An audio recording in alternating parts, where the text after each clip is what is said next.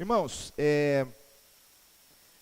quando a gente fala sobre igreja, a gente tem muitos tipos de igreja. É um self-service da fé, né? Nós temos todos os tipos de segmento, todos os tipos de abordagem, isso dentro do movimento evangélico, protestante. Então nós temos vários tipos de igreja. E cada igreja tem uma ênfase. E certo ou errado, não estou aqui para julgar igreja A, B, C, D ou E.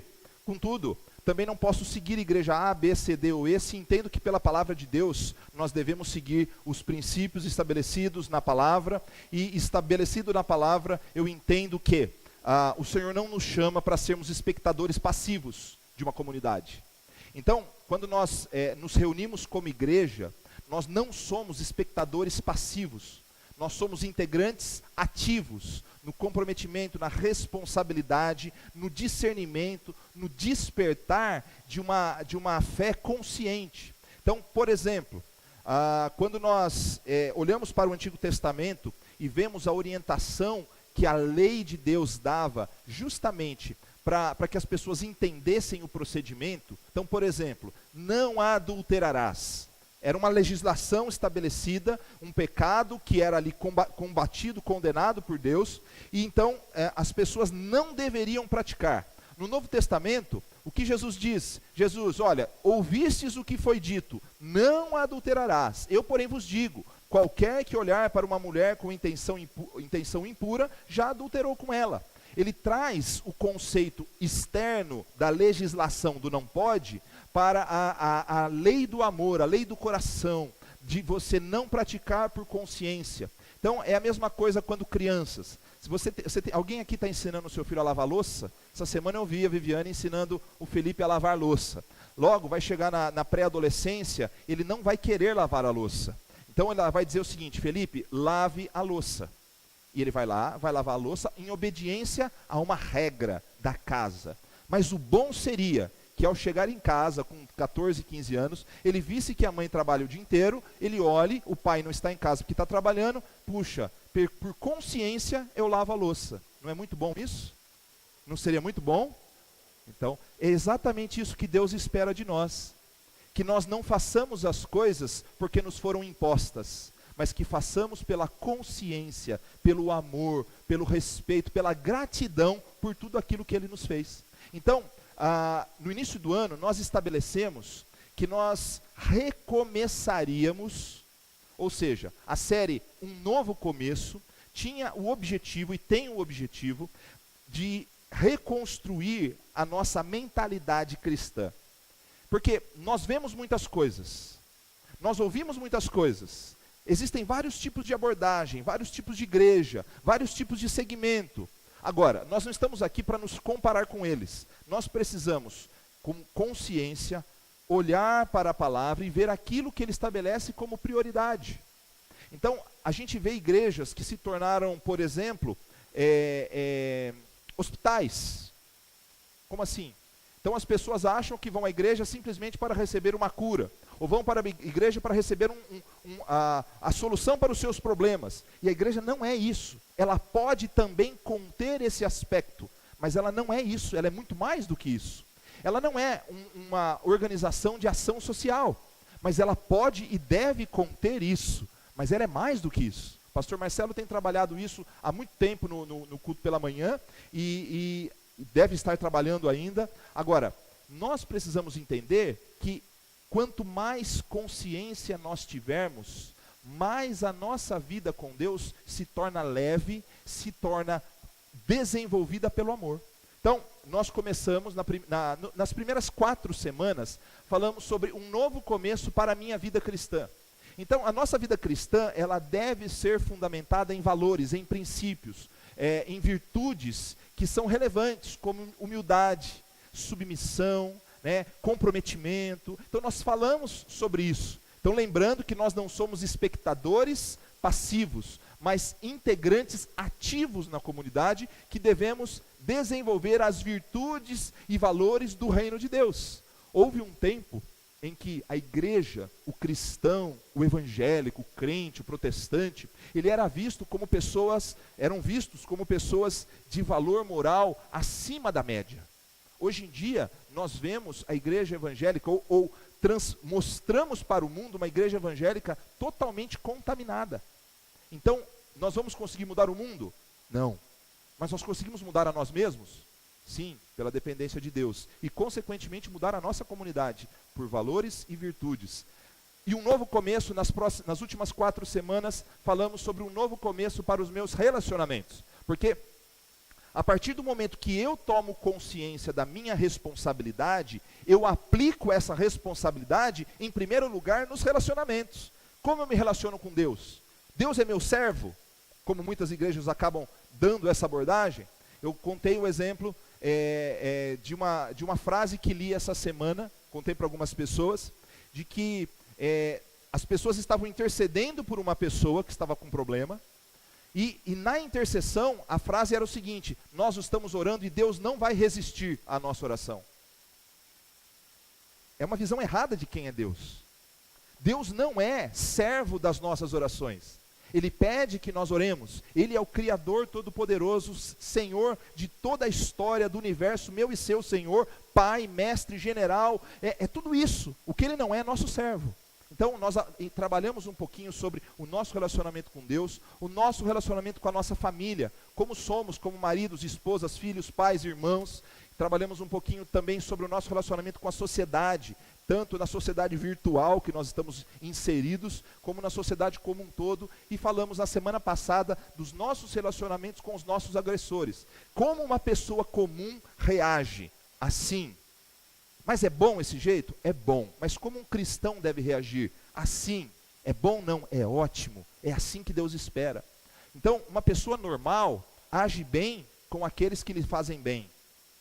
Mas uma pessoa cristã age bem, inclusive com aqueles que não lhe fazem bem. Então, nós trabalhamos um pouquinho sobre a questão dos nossos agressores. Hoje nós vamos entrar num tema que vocês, quem me conhece há mais tempo, sabe que eu sou tenho uma grande dificuldade para falar sobre dinheiro e sobre o ministério pastoral. Por quê? Porque eu imagino que as pessoas acreditam que muito do que existe aí fora, da safadeza, com perdão da expressão, do que existe aí fora, pode ser vivenciada dentro da nossa comunidade também. Então eu tenho dificuldade de falar de dinheiro e tenho dificuldade em falar sobre o papel do pastor. Mas biblicamente, se a gente olhar, a gente vê o apóstolo Paulo trabalhando todas essas questões com naturalidade. Então, se ele trabalhou, ele espera que sejam pregadas, Deus espera que sejam pregadas todas as coisas relacionadas à palavra de Deus. Então, nós estamos na terceira e última fase do nosso estudo. Então, nós vamos abordar questões sobre dos nossos relacionamentos, mas um pouquinho mais voltada para a comunidade, né? Com o avanço histórico e o crescimento dos cristãos, os grupos começaram a se multiplicar, por exemplo, dentro das cidades. Então, se você olhar, por exemplo, uma cidade, você vai perceber que a sociedade se desenvolveu. No Novo Testamento, você vê o apóstolo Paulo escrevendo para a igreja que está situada em Corinto, em Éfeso. Contudo, com o crescimento das cidades, o desenvolvimento populacional, várias comunidades cristãs foram se desenvolvendo dentro da mesma cidade, com abordagens diferentes, com culturas diferentes, mas o cristianismo ele foi crescendo, o evangelho foi crescendo, o reino de Deus foi crescendo, e aí foi se estabelecendo algumas necessidades, e aí no avanço histórico, as igrejas começaram a se organizar. E aí houve um desenvolvimento jurídico, social, e que foi necessário que as comunidades que se reúnem, não dá para todas as pessoas cristãs de uma cidade estarem no mesmo local, exceto cidades pequenas. Cidades grandes acabam tendo várias comunidades cristãs. Então, quando se constrói templos como esse, né, que é um termo não muito apropriado no sentido bíblico, mas no contexto social isso é um templo, né? Na evolução histórica, são apenas lugares onde a igreja se reúne. Então isso aqui não é a igreja, nós somos a igreja e nos reunimos dentro de um local, que pode ser coberto, não coberto, aberto pelos lados, pode ser uma tenda, pode ser uma casa, pode ser qualquer lugar, pode não ser lugar nenhum, pode ser simplesmente um vazio, mas a igreja se reúne em locais, e não a igreja, o local é a própria igreja, tá? Então, nós começamos a entender isso, e não foi só isso, né? Existem variações culturais, como disse. Em alguns momentos, houve mais ou menos respeito e tolerância entre as diversas heranças. Então, por exemplo, quando eu falo sobre heranças, eu estou pulando vários séculos da história da igreja, passando século 3, 4, com a institucionalização da igreja, chega no século XVI com a reforma protestante, e do século XVI em diante, várias comunidades se formaram, anglicanas, metodistas, batistas, presbiterianas, né, inclusive manteve-se a igreja católica, a igreja ortodoxa, e vários tipos de comunidades. Em alguns momentos, houve mais tolerância e menos tolerância. Agora, pulando toda essa parte histórica, como está a igreja hoje? Nós não podemos achar que esse tipo de ser igreja sempre existiu. Esse tipo de ser igreja que nós vivenciamos hoje, ele passou a existir em determinado momento da história. Antes não era assim. Agora, as formas de ser igreja, elas podem variar. Os princípios devem ser mantidos, os relacionamentos dos cristãos devem ser pautados na palavra, e aí nós passamos então para como essas comunidades que se reúnem devem se relacionar. E o primeiro ponto importante para ser trabalhado é a questão de, por exemplo, como deve ser a nossa relação com os líderes da comunidade. Quem são os líderes da comunidade? Os pastores, os presbíteros, os bispos. Como deve ser a relação da igreja? Quem são eles mediante a palavra de Deus? Eles são os nossos pajés? Eles são os nossos gerentes? Eles são os nossos administradores? O que eles são, de fato? Eles são mentores espirituais? Então a gente tem que entender na palavra de Deus quem é o líder. Por exemplo, como deve ser a questão financeira? Nós vamos trabalhar. Eu devo contribuir com isso, não devo contribuir, eu gosto, não gosto, tal. A gente vai trabalhar a partir do que a palavra de Deus nos estabelece. Quais são as minhas responsabilidades, faltou um S ali, pessoais e coletivas.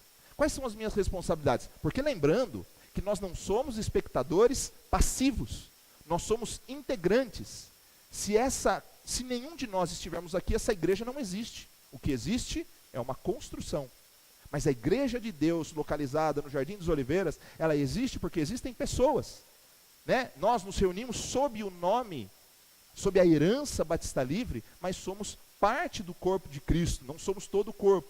Então ela só existe porque nós existimos. Então nós temos que entender que se somos parte, temos responsabilidades. E quais são essas responsabilidades? Pessoais, dons, talentos, comprometimento, e quais são as responsabilidades coletivas estabelecidas na palavra de Deus. Essas e outras questões serão trabalhadas, a introdução geralmente é um pouquinho maior no início da série, e depois a gente trabalha todas essas questões nas próximas 3 ou 4 semanas, de acordo com o andamento. Hoje nós vamos trabalhar sobre a primeira das questões. Nós vamos trabalhar a ideia do bom pastor e seus pastores. Como deve ser a relação do cristão com o seu líder? Quem é o líder da igreja? Como nós devemos nos relacionar com ele? Então nós vamos falar sobre vários aspectos, eu peço que você preste atenção, nós vamos sair daqui antes das 8, né? Pelo menos do estudo aqui até as 8 no máximo. Mas preste atenção comigo, porque isso determina a sua relação com qualquer igreja por onde você passar. Porque o que acontece? Se eu acredito, pensa comigo, se eu acredito que o pastor da igreja, o líder da igreja, no caso aqui da igreja sou eu, se eu acredito que ele é aquele que determina todos os meus caminhos, o que eu tenho que fazer? Eu tenho que me prostrar diante dele e falar o seguinte: qual é o meu próximo passo, pastor? O que eu devo fazer? Casar com ele ou com ele? Com ela ou com ela? Eu devo mudar de emprego ou não? Na verdade, muita gente nos procura com essas perguntas. Por quê? Porque tem uma visão de que o líder, ele tem mais intimidade com Deus a ponto de dar uma resposta objetiva. Mas será que é isso que Deus estabeleceu na sua palavra? Será que Deus não estabelece na sua palavra que o líder tem outro papel? E aí nós vamos trabalhar um pouquinho disso hoje. Bom, a palavra pastor na Bíblia, ela é usada em diferentes contextos. Na verdade, a palavra pastor é talvez a menos utilizada e mais relacionada à sua função, né? Dependendo do contexto, a essência da função do líder, do pastor, cuidar de um rebanho. Então pensa, por exemplo, comigo, numa sociedade, como a sociedade em que Jesus veio, lá no início do milênio, uma sociedade em que era muito comum a existência de rebanhos, a função do pastor de ovelhas era muito comum, é natural que Jesus faça essa comparação entre o rebanho e o pastor. E aí a gente vai ver quem é o pastor de fato, tá? Nós vamos trabalhar um pouquinho disso. Agora, num contexto urbano como o nosso, talvez a função rebanho e pastor não tenha o mesmo significado, mas nós vamos tentar desenvolvê-las. No Novo Testamento, nós vemos palavras distintas para designar o líder que cuida da igreja. Várias palavras são usadas. Por exemplo, a palavra bispo. A palavra bispo, ela é usada por aquele que supervisiona a igreja. Aquele que cuida da igreja, mas de maneira mais administrativa, de supervisão. Outras palavras usadas são presbíteros e anciãos. Tem algumas igrejas que separam a função do pastor do presbítero, porque entendem que pastor é uma função, presbítero é outra função. Existem algumas igrejas que trabalham essas questões como se fossem palavras sinônimas. Agora, biblicamente, o presbítero, o ancião, é aquele que cuidava também da igreja como o bispo, mas que possivelmente tinha um pouquinho mais de experiência. Há controvérsias em relação a isso, mas basicamente ele é o líder da igreja. E a palavra pastor, que não é muito utilizada, mas ela é mais relacionada para a função, ou seja, o cuidador do rebanho, aquele que cuida das ovelhas, e o rebanho que não é dele, tá? Nós vamos entender isso. Agora, o povo de Deus, ele é então comparado a um rebanho cuidado por um pastor. E aqui precisa uma coisa ficar bem clara: só existe um pastor proprietário do rebanho, que é Jesus Cristo. Então, primeira coisa que você tem que ter na sua cabeça: só existe um pastor proprietário do rebanho, que é Jesus Cristo. Então, se algum líder, biblicamente, nós vamos ler os textos, tá? Se algum líder, biblicamente, chegar para você e falar o seguinte: eu sou responsável pela sua vida, eu posso dizer para você o seguinte: isso é meia verdade. É verdade no aspecto de que ele tem a responsabilidade de cuidar de você, mas ele não é dono da sua vida. Quem é dono do rebanho é Jesus. Olha o que diz lá em 1 Pedro 2:25, para a gente já participar. Vamos ler juntos. Pois vocês eram como ovelhas desgarradas, mas agora se converteram ao pastor e bispo de suas almas. Então, primeira coisa que a gente tem que entender: se alguém tenta usurpar a propriedade da nossa alma, manipulando a nossa vida, quero que você entenda, isso não é bíblico. O único pastor, proprietário do rebanho é Cristo Jesus, o pastor e supervisor, bispo de nossas almas. Precisamos entender que nós não entregamos a nossa vida ao líder da igreja, nós entregamos a nossa vida a Cristo, nós entregamos àquele que é capaz de transformar a nossa história. Ninguém pode apresentar uma palavra que seja de dominação sobre a sua vida, de controle, de comando. Apenas Cristo é o autor de nossa vida, o dono da nossa história. Homens devem ser ouvidos quando as suas palavras exalarem a própria palavra de Deus. Então, tenha essa certeza. Um outro texto lá de João 10 diz assim: eu sou o bom pastor, disse Jesus. O bom pastor dá a sua vida pelas ovelhas. Eu sou o bom pastor, conheço as minhas ovelhas e elas me conhecem. Fui eu que dei a minha vida por vocês? Eu posso, numa circunstância, dar a minha vida para morrer, me colocar na frente de um tiro que pode ser dado contra você ou contra vocês, mas somente Jesus é aquele que pagou o preço dos nossos pecados e de todas as pessoas espalhadas pela face da terra. Somente Ele tem autoridade total sobre a nossa vida. Jesus é o bom pastor que deu a sua vida pelas suas ovelhas. Ele nos conhece e nós o conhecemos. Uma liderança cristã que não aponte para Cristo como o único supervisor e pastor das nossas vidas e que atraia para si o controle das pessoas, distorceu a verdade e será responsável pelos seus ensinamentos errados. Então, coloque uma coisa na sua cabeça.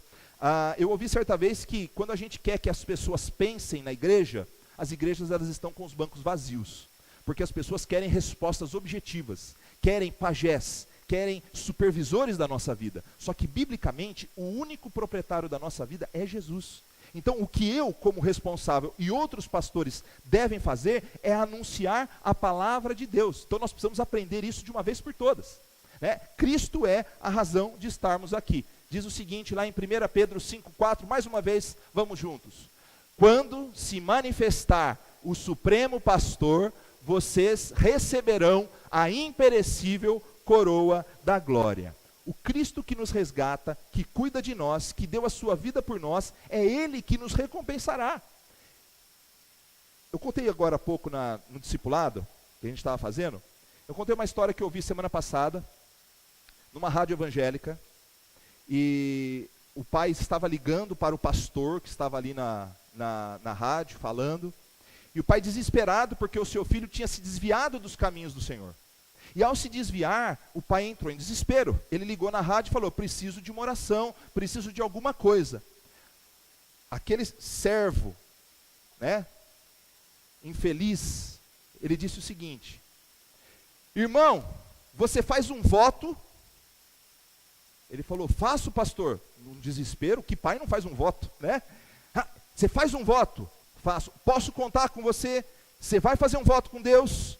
Ele falou: faço o que for necessário para ter meu filho de volta. Então, na segunda-feira, você vai no banco tal, você deposita o valor X, que em 35 dias o seu filho está de volta.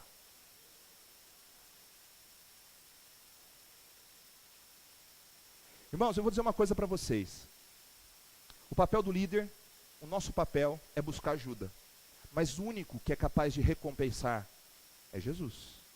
O único que pode mudar a história não é a sua oferta, não é um líder. O único que pode mudar a sua história é Jesus. Ele até pode usar a oração do líder, porque essa é a responsabilidade do líder, é a responsabilidade de todos nós, intercedermos uns pelos outros. Contudo, aquele líder que se coloca entre Cristo e o homem, ele está cometendo um grande erro, e nós vamos ver daqui a pouco um texto que fala exatamente sobre isso. O único que pode recompensar e determinar os desdobramentos do futuro é o supremo pastor e bispo de nossas almas, Jesus Cristo. Sendo assim, pastores não podem ser idolatrados. Escuta só. Pastores que são idolatrados e aceitam a idolatria estão em pecado bíblico. Pastores que são adorados e estão aceitando esse posicionamento, o que disse Pedro quando chegou no templo, né? O que disse Paulo quando caminhou e as pessoas queriam adorá-lo?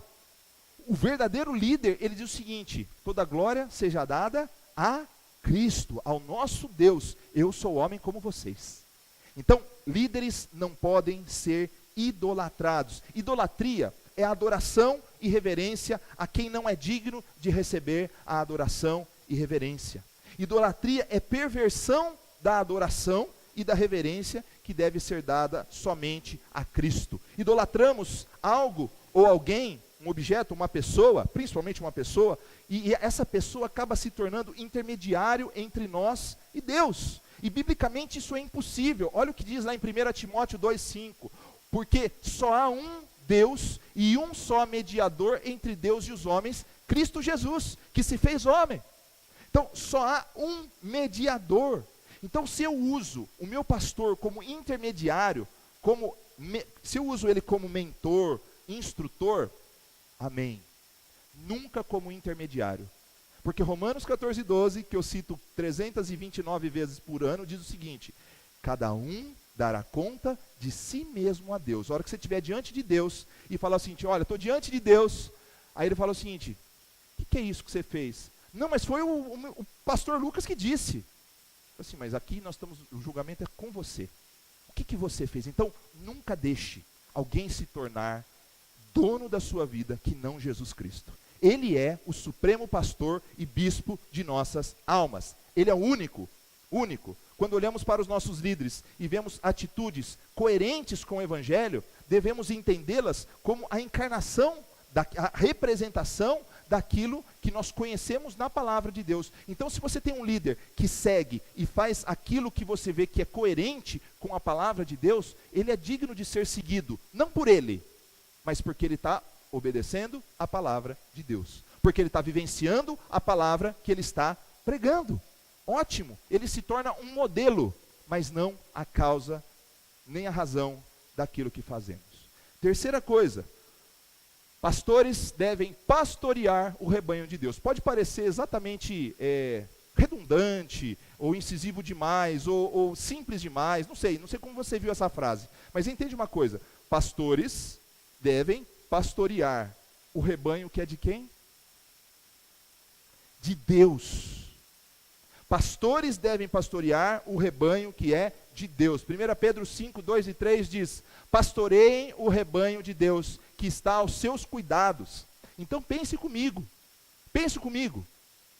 Essa semana, vocês devem ter visto aquela mãe que entrou na escola, que tinha perdido aquela criança. Vocês viram? Alguém viu?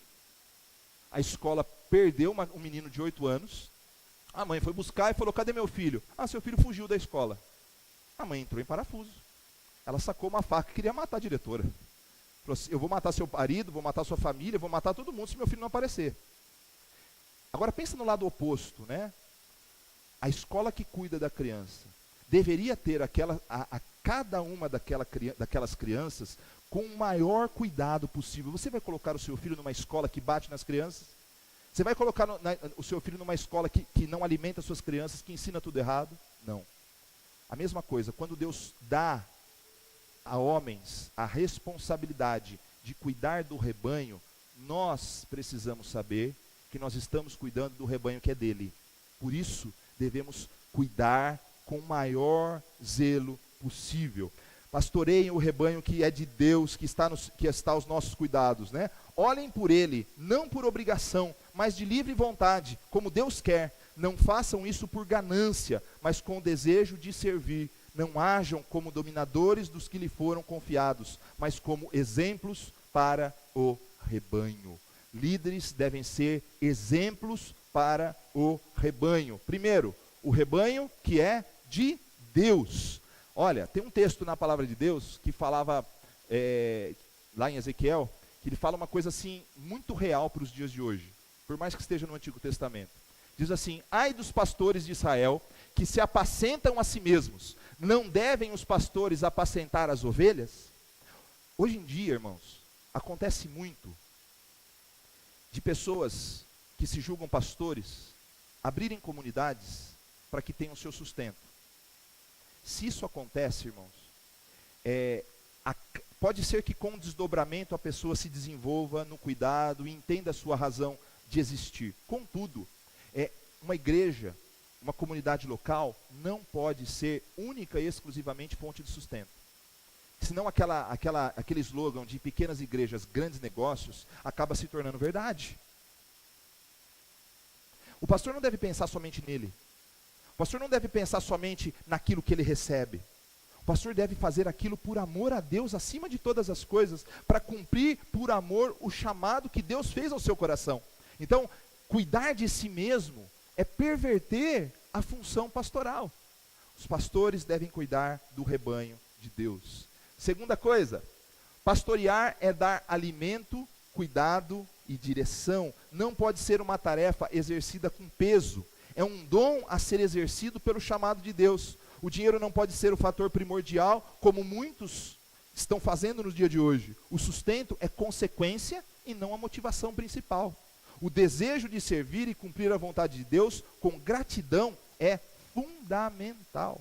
E aí ele diz que não devemos ser dominadores, ou seja, controle versus exemplo. Ao invés de controlarmos o rebanho com ameaças, mais ou menos assim: olha, irmão, você está em pecado. Olha, irmão, você está nisso. Olha, irmão, você está aquilo. Se você não fizer tal coisa, Deus vai amaldiçoar a sua vida. Né? Olha, Deus está me dizendo uma coisa, que você tem que fazer isso, aquilo. Tem que tomar muito cuidado com essa história de Deus está me dizendo. Porque quando eu digo que Deus está me dizendo, se não for mentira, é falso profeta, ou falsa profecia. Então nós temos que dizer prioritariamente aquilo que está revelado no texto bíblico. Devemos andar com humildade, com simplicidade, ajudando uns aos outros. Então o pastor tem a responsabilidade de não manipular a igreja. Isso é um problema. Porque se você não manipula, você gera pessoas que pensam. E quando você gera pessoas que pensam, você vai ser questionado.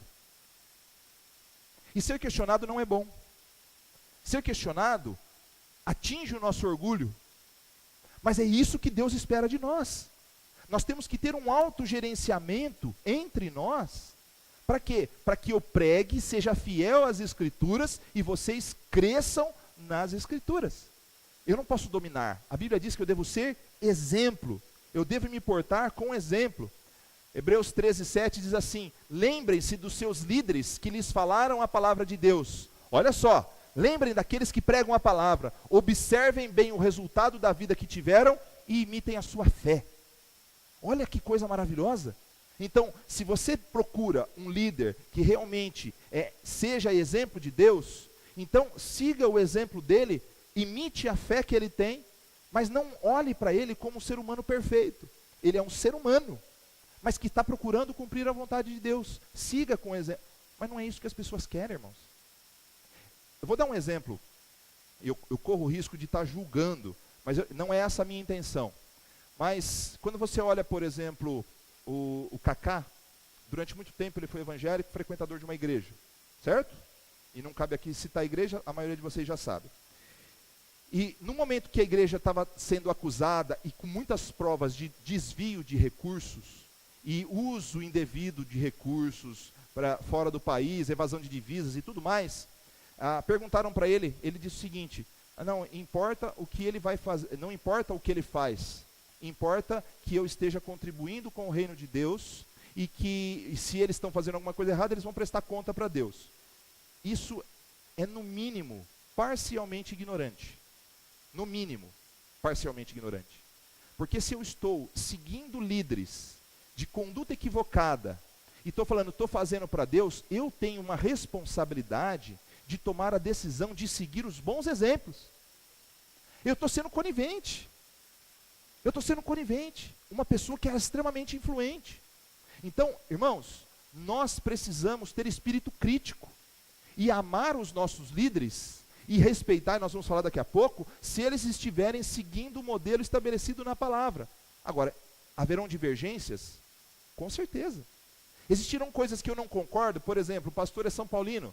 Pode ser que eu não concorde com ele, porque o cara está numa pindaíba, né? Eu não sei quanto foi o jogo de São Paulo hoje, alguém sabe ou não? Fez 1-0? 3? Ganhou, né? Então tá bom. Mas pode ser que você não concorde comigo, que sou São Paulino. Pode ser que você não concorde comigo, que tem uma posição A, B, C ou D em questões periféricas. Por exemplo, se eu acho que a roupa tem que ser A, B ou C, pode ser que a gente tenha essa divergência, mas isso não é fundamento. O que vocês têm que procurar em líderes é o exemplo de palavra, de respeito àquilo que está no texto bíblico, de conduta. É isso sim. É isso que a palavra exige de nós como pastores. E se Cristo é o supremo pastor, todos os que são chamados pastores são, como diz no popular, subpastores, né? São subpastores do supremo pastor. E aí, nós vamos entrar na parte, então tudo que eu disser agora, não me julgue, é bíblico. Bons subpastores, aí eu pus o tracinho, eu não sei se agora na nova lei tem tracinho, não tem tracinho, então vocês me perdoem a nova ortografia, porque eu esqueci de procurar se tem tracinho ou não tem tracinho. Bons subpastores, isso também não é relevante, né? Então tá bom. Porque se aquele tracinho fizer divisão entre mim e você, então significa que nós não entendemos nada da palavra de Deus, né? Bons subpastores devem ser seguidos, respeitados e honrados. O fato de Cristo ser o supremo pastor e de não podermos substituir a autoridade de Cristo pela autoridade de um homem, não significa que a Bíblia não estabeleça critérios objetivos na relação entre líderes e a comunidade, o rebanho do Senhor. Então precisa existir uma relação.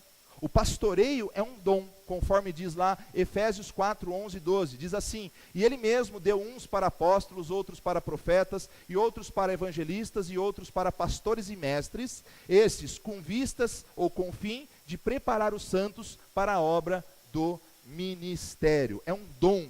O ser pastor, o ser mestre, o ser um educador cristão é um dom dado por Deus. E bons líderes, então, devem ser seguidos. Mas espera um pouquinho, tem alguma coisa errada. Se está dizendo que não é para seguir homem, agora está dizendo que é para seguir homem? Vamos entender exatamente. Bons líderes, conforme diz Hebreus 13, 7, observem os seus líderes, que eles estão realmente pregando a palavra, observem a sua conduta e imitem a sua fé. Olha o que diz. Se são bons líderes, se estão realmente seguindo a palavra e vivenciando, imitem a sua fé. Então, bons líderes devem ser seguidos. Há um problema muito sério hoje em dia, relacionado à autoridade dentro das igrejas, e que o apóstolo Paulo já alertava. As pessoas se cercavam de mestres segundo as suas próprias vontades. E, muitas vezes, trataram os seus líderes como pajés, curandeiros, como se fossem encarnações do próprio Cristo, seres superiores e iluminados. E eu tenho uma péssima notícia para aqueles que esperam isso dos seus líderes. Eles não são pajés, eles não são curandeiros, eles não são seres iluminados, superiores, estão mais próximos de Deus que você e qualquer outra pessoa. Essa é uma realidade. Quem se coloca nessa condição está, no mínimo, criando uma hierarquia que a Bíblia não cria. Todos nós somos seres humanos e estamos à mesma distância de Deus, uns dos outros. Todos nós. Eu e você estamos à mesma distância. Não há hierarquia de seres humanos exaltados e superiores. Não, são seres humanos e passíveis de erros, mas que devem ser avaliados em sua humildade, mas acima de tudo em sua humanidade. Então, se eu vejo o meu pastor como um cara perfeito, o dia que ele jogar bola e reclamar, ele vai falar assim, eu não vou mais nessa igreja, esse pastor não é santo, né? Digo isso porque foi um dos motivos de eu ter me afastado aos 14 anos da igreja. Vini, você tem 15. Tem 15, né? Então, mais ou menos a sua idade, eu me afastei da igreja porque eu estava jogando bola, o pastor foi muito bravo, não sei o quê, não sei o quê, não sei o quê. Eu falei assim, esse aí não é pastor não. Pastor erra, pastor estressa, pastor perde a paciência. Mas pensa no todo da vida dele. O que ele faz? Qual tem sido a conduta dele? Ele tem que ser visto na sua humanidade e na disposição que ele tem de fazer o que é certo. E muitas vezes, mesmo tendo disposição e boas intenções, ele vai tropeçar no meio do caminho, em algumas questões. É lógico que questões fundamentais devem nos separar dos maus líderes. Agora, bons líderes também erram. Hebreus 13:17 diz assim, olha só, parece uma controvérsia, mas não é. Obedeçam aos seus líderes e submetam-se à autoridade deles. Eles cuidam de vocês como quem deve prestar contas. Obedeçam-lhes para que o trabalho deles seja uma alegria e não um peso, pois isso não seria proveitoso para vocês. Então, o que nós estamos vendo aqui, se temos bons líderes, não sei que igreja você faz parte, se é da nossa ou se é de outra, mas se existem bons líderes e bons pastores que nos apontam a Cristo, nós devemos observar as suas orientações. Então, quando a gente chega e diz, é muito comum, viu gente? Quando eu estou falando, é muito comum. Então, quando uma pessoa chega e fala o seguinte, pastor, eu estou fazendo isso, estou fazendo aquilo. E aí, como a gente não quer dizer, isso pode, isso não pode, a gente geralmente diz o seguinte, mas convém? Mas como assim? Então, porque na palavra de Deus está dizendo isso, isso, aquilo. Pastor, mas você não conhece a minha vida. Aí começam as desculpas. Não, mas assim não deve ser. Aí você não conhece a minha vida. Aí cria-se um clima em que o pastor é bom até que ele interfere na minha vida. A partir do momento que ele diz, você está errando, ou você deveria fazer isso, ele já não se torna um bom pastor. Porque eu quero um pastor que me abençoe, que dê palavras maravilhosas, que fale em línguas, sobrenaturais, e aí, depois disso, ele fale ao meu coração, porque existe alguém aqui com dor nas costas. Existe aqui alguém com dor nas costas? Tenho certeza. Olha, eu tenho certeza que tem alguém aqui passando no vale do relacionamento conjugal. Não vai levantar a mão, hein? Irmãos,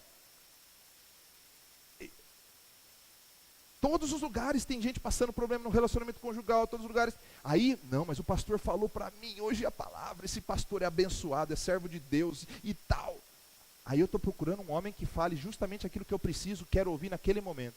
Mas quando a gente está tentando explicar aquilo que é o fundamento da razão, da fé, do nosso pensamento, isso não é um bom pastor. Porque ele vai, em um determinado momento, ele vai querer intervir na minha vida. Aí ele vai dizer que eu estou... Por exemplo, que nem uma pessoa veio e disse para mim, não está entre nós, então não preciso perguntar quem é, tá? Há um tempinho. Pastor, tive que pagar uma propina de R$3.000 para o meu negócio sair lá. O que eu digo para ele? Está errado. Não é assim que funciona. Ah, mas se eu não pagasse, não saía. Está errado. Está errado. E aí o que acontece? O pastor não deve intervir na minha vida. Nunca mais falo nada para ele.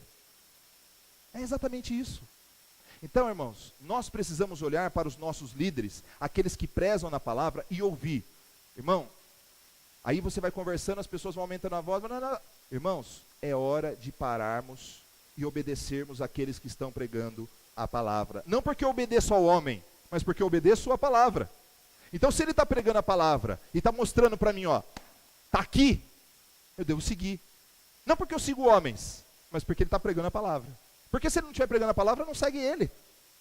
Se ele não prega a palavra, não segue. Mas os bons líderes que pregam a palavra devem ser obedecidos, não porque são homens, mas porque tem que ser obediência, deve-se obediência à palavra pregada. Então, o ensino da palavra, a capacitação, é o papel bíblico do pastor e devemos seguir as suas orientações. Pastores que... E olha só, a gente vai ver alguns textos agora, mas pastores que pregam a palavra, mesmo que ele seja péssimo orador, mesmo que ele seja mal vestido, fedido, tenha bafo, não importa. Se ele pregar a palavra, ele é um bom pastor. Não importa. Siga aquele que prega a palavra. Bons pastores se dedicam ao ensino dela, ao cuidado do rebanho. Cristo, por exemplo, não foi uma estrela pop que veio para ser servido, mas Cristo veio servir, e bons líderes devem estar dispostos a servir e a ajudar o rebanho. Não se tornar escravo do rebanho, mas servir como uma parte integrante do rebanho, que é de Deus. Aliás, a gente tem a percepção de que existem 3 categorias, né? O supremo pastor, o subpastor e o rebanho. Isso é meia verdade. Porque se a gente parar para analisar, só existem 2 categorias: o supremo pastor e o rebanho. E o subpastor é membro do rebanho. Logo, ele deve obediência ao supremo pastor. E se assim o faz, na sua responsabilidade, deve ser obedecido. Bons líderes devem ser também respeitados. Na verdade, nós devemos respeito a todas as pessoas. Muito mais àqueles que nos apresentam a palavra de Deus. A segunda carta de Paulo aos Coríntios mostra que Paulo estava triste porque ele serviu a Deus e aos cristãos daquela cidade, e mesmo assim eles não haviam respeitado a sua liderança. Eu imagino Paulo como um grande orador, mas ele disse que não era tão bom orador assim, mas que tinha sofrido por causa de Cristo, para que Cristo fosse formado naquelas pessoas, e aquelas pessoas o trataram com desrespeito. Olha o que diz em 1 Tessalonicenses 5. Agora, lhes pedimos, irmãos, que tenham consideração para com os que se esforçam no trabalho entre vocês, que os lideram no Senhor e os aconselham. Tenham-nos na mais alta estima, com amor, por causa do trabalho deles. Vivam em paz uns com os outros. E quando eu falo do líder, daquele que trabalha, pode ser que seja oficialmente, como pastor oficial, mas existem pastores no meio da comunidade que não são ordenados, mas têm o dom de cuidar. E esses que têm o dom de cuidar devem ser tratados com respeito, porque muitas vezes são estes que cuidam que menos recebem respeito. Nós somos capazes de respeitar o nosso chefe no trabalho, nós somos capazes de respeitar o nosso pai, a nossa mãe, e tudo isso é muito bom. Somos capazes até de respeitar de maneira compulsória o policial que nos para, mas não respeitamos por amor aqueles que servem e nos ensinam a palavra.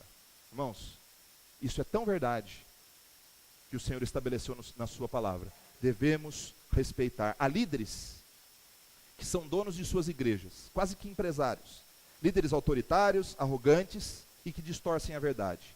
Mas há líderes que trabalham entre as comunidades e que se afadigam para cumprir o seu chamado de ensinar a palavra com critério. São imperfeitos, nem sempre são bons em tudo, possuem falhas, mas que procuram liderar o rebanho com amor. A esses devemos respeito, amor, consideração, reconhecendo o seu trabalho. E aí nós vamos entrar na parte 1 Coríntios Está passando aqui? Ah, espera um pouquinho só. Está aqui. Respeitados, honrados. É que era para ser 4. Outra coisa ali, não era para ser 4.1, esqueci de mudar. Vamos lá. Aqui entra num tema bastante polêmico. Eles devem ser honrados. A igreja de Corinto, pelo jeito, não era uma igreja que mantinha uma relação recíproca com o seu líder. Eu tirei para vocês não lerem, tá? A igreja não mantinha uma relação recíproca com o seu líder. Ele se afadigou em trabalhar por eles, mas não recebia deles nem respeito e nem honra. Honra é a palavra que o radical dá origem a honorário. E aqui entra um problema sério, né? Paulo foi sustentado pelos cristãos de Filipos e da Macedônia, pois os cristãos de Corinto queriam receber e não queriam contribuir. Olha o que diz lá em 1 Coríntios 9, 4, 7, 11. Não temos o direito de comer e beber e levar conosco uma esposa crente como fazem os outros apóstolos? Ou será que apenas eu e Barnabé não temos o direito de termos sustento? Quem serve como soldado às suas próprias custas? Se entre vocês semeamos coisas espirituais, seria demais colhermos de vocês coisas materiais? Está resumido o texto, porque senão seria muito longo para a gente colocar aí. Aí ele diz, lá em 2 Coríntios 11, despojei outras igrejas, recebi de outras igrejas sustento, a fim de servi-los. Quando estive entre vocês e passei por alguma necessidade, não fui um peso para ninguém, pois os irmãos, quando vieram da Macedônia, supriram aquilo de que eu necessitava. Fiz tudo para não ser pesado para vocês e continuarei a agir assim. Ele servia todas as igrejas, mas existiam igrejas que só pensavam no que ele poderia dar e não eram capazes de sustentá-lo. Aí existe um problema sério que eu queria trabalhar com vocês. E aí ele está em 1 Timóteo 5. Devem ser considerados merecedores de dobrados honorários os presbíteros que presidem bem, com especialidades os que se afadigam na palavra e no ensino. A partir desta palavra, tem muito pastor, e eu tenho um livro muito bom para indicar para vocês, falando sobre isso, que se encantaram com o ministério, e a igreja se encantou com ele, e que acharam que os seus líderes deveriam ficar ricos. Isso é um problema sério nos dias de hoje. Porque os pastores, eles devem ser sustentados no equilíbrio da comunidade a qual ele serve.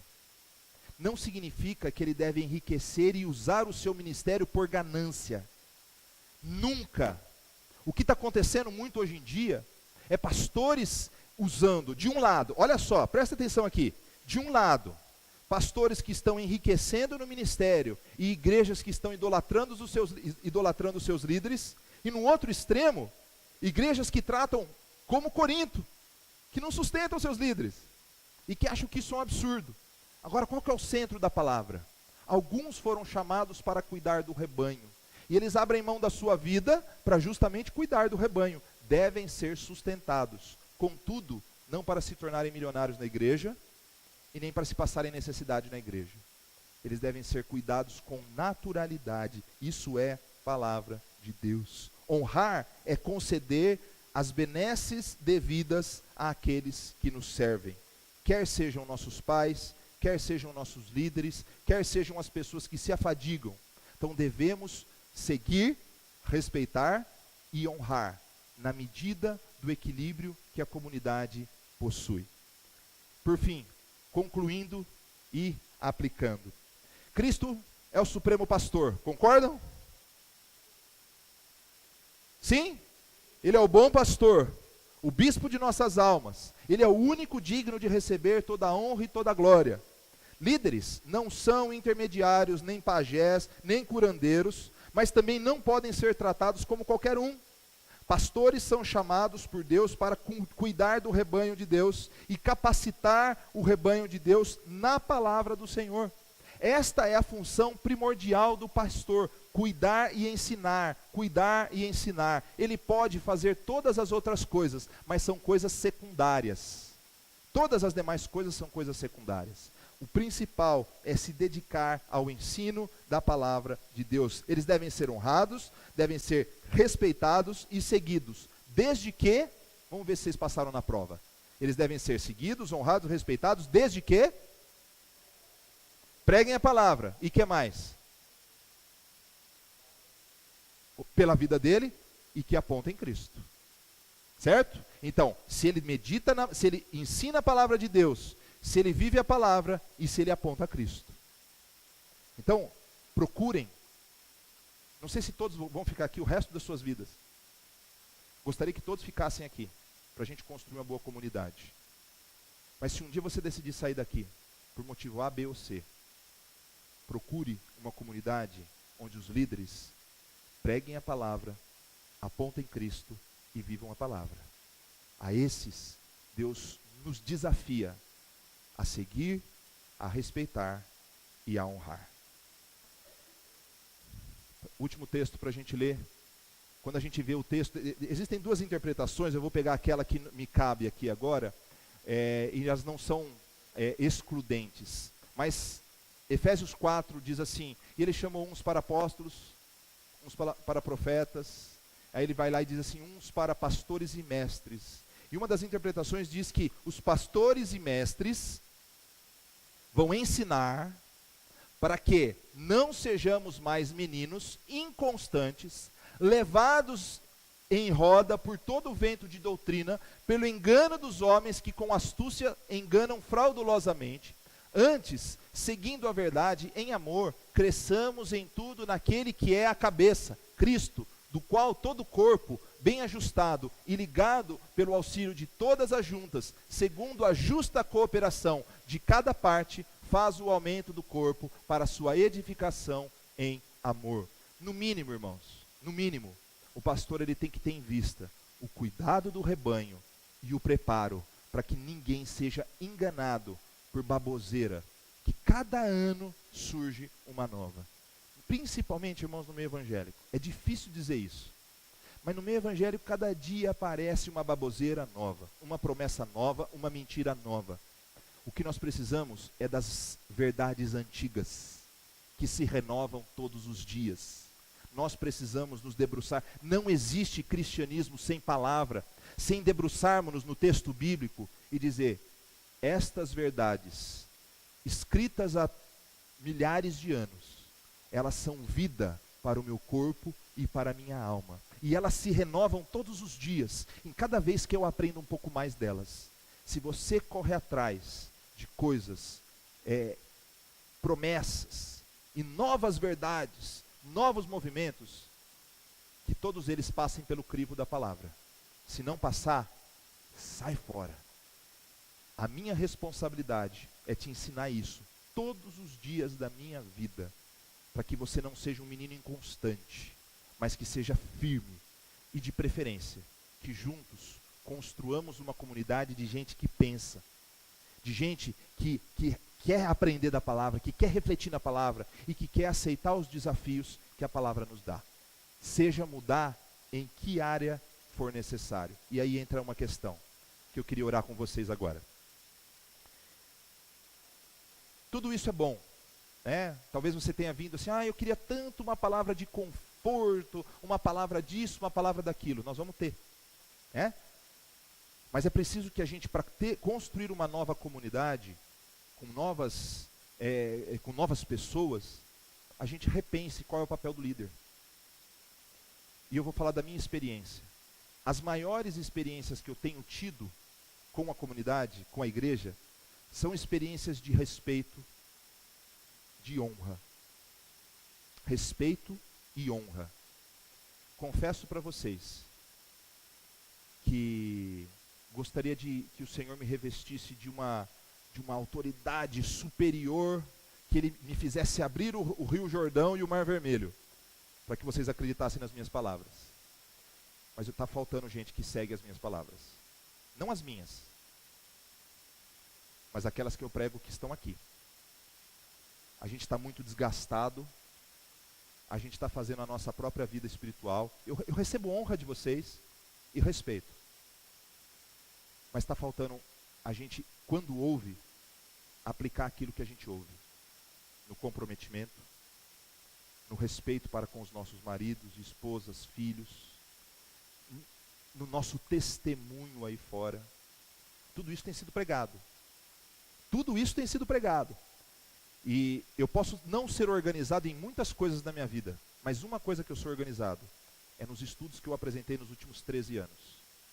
E eu sei tudo que eu preguei. E todos que ouviram são indesculpáveis. O que será que talvez Deus precisa mudar na sua vida hoje? Abaixe sua cabeça, feche seus olhos. Nós vamos orar justamente por isso.